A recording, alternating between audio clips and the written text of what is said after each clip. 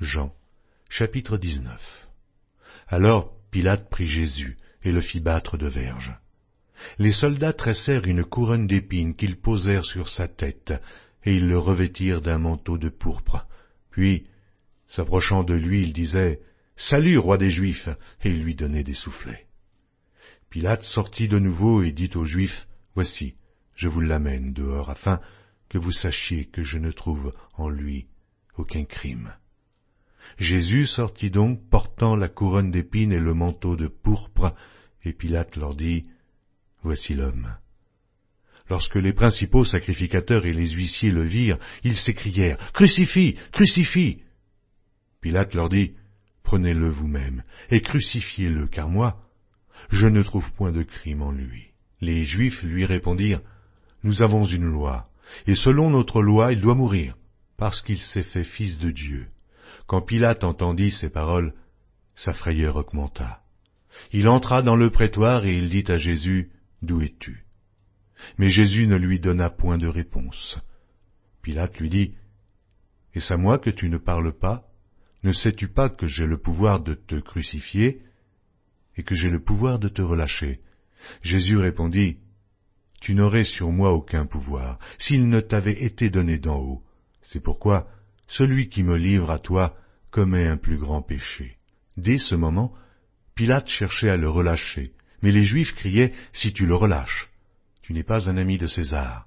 Quiconque se fait roi se déclare contre César. » Pilate, ayant entendu ces paroles, amena Jésus dehors, et il s'assit sur le tribunal au lieu appelé le pavé, et en hébreu, Gabbatha. C'était la préparation de la Pâque et environ la 6e heure. Pilate dit aux Juifs, « Voici votre roi. » Mais ils s'écrièrent, « Ôte, ôte, crucifie-le » Pilate leur dit, « Crucifierai-je votre roi ?» Les principaux sacrificateurs répondirent, « Nous n'avons de roi que César. » Alors il le leur livra pour être crucifié. Ils prirent donc Jésus et l'emmenèrent.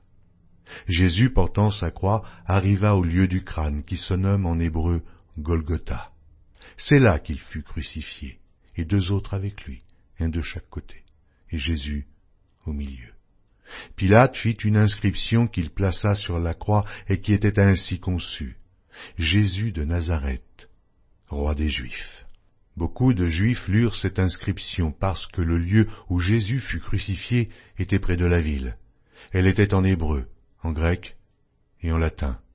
Les principaux sacrificateurs des Juifs dirent à Pilate, « N'écris pas roi des Juifs, mais écris qu'il a dit, « Je suis roi des Juifs. » Pilate répondit, « Ce que j'ai écrit, je l'ai écrit. » Les soldats, après avoir crucifié Jésus, prirent ses vêtements et ils en firent 4 parts, une part pour chaque soldat. Ils prirent aussi sa tunique qui était sans couture, d'un seul tissu, depuis le haut jusqu'en bas, et ils dirent entre eux, « Ne la déchirons pas, mais tirons au sort à qui elle sera. » Cela arriva afin que s'accomplisse cette parole de l'Écriture. Ils se sont partagés mes vêtements, et ils ont tiré au sort ma tunique. Voilà ce que firent les soldats. Près de la croix de Jésus se tenait sa mère, et la sœur de sa mère, Marie, femme de Clopas, et Marie de Magdala. Jésus, voyant sa mère et auprès d'elle le disciple qu'il aimait, dit à sa mère, « Femme, voilà ton fils. » Puis il dit au disciple, « Voilà ta mère. » Et dès ce moment, le disciple la prit chez lui. Après cela, Jésus, qui savait que tout était déjà consommé, dit, afin que l'écriture fût accomplie, « J'ai soif. » Il y avait là un vase plein de vinaigre. Les soldats en remplirent une éponge et, l'ayant fixée à une branche d'hysope, ils l'approchèrent de sa bouche.